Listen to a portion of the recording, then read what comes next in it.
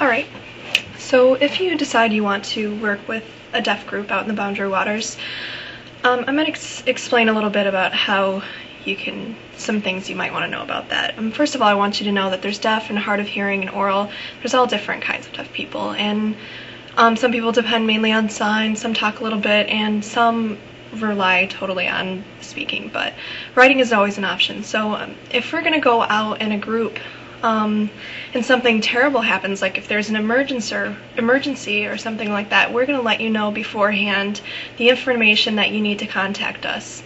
So if something happens, if there's weather or just something terrible happens, we're going to give you that information before we go. And you'll know how you can contact somebody and get an interpreter. You can contact the local agency here and call that number and get an interpreter to come out with a ranger to wherever we are so we can communicate that way. Or if you can't get an interpreter, writing is always a really good option. Writing is a fine way to communicate when we're out in the wilderness. Yeah, some deaf people may be able to talk a little bit or read lips, but you know, it's always good to use writing because that way there's no misunderstanding. It's always best if you can get an interpreter. Writing is the second best choice. So you might be wondering, how can deaf people communicate if you're traveling in a canoe? You know, both people are looking forward. So we deaf, we tend to really enjoy our trips, and we might not talk as much as hearing people during a canoe ride. But if we really need to contact the person in the front, if you're sitting in the back, you hit the side of the canoe with your paddle and the front person will look around and you can make your comment.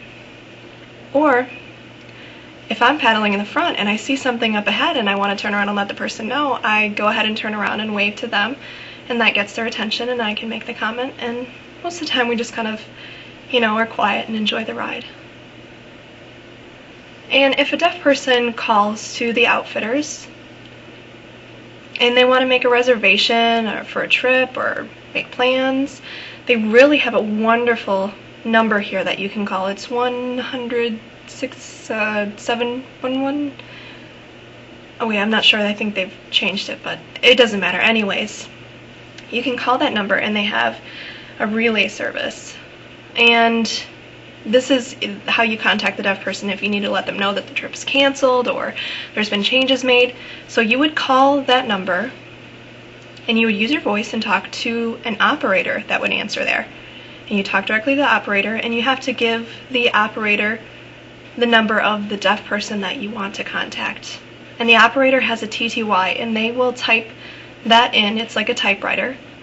And they'll type in that number, and then the deaf person at home has a TTY also that is connected like a phone line.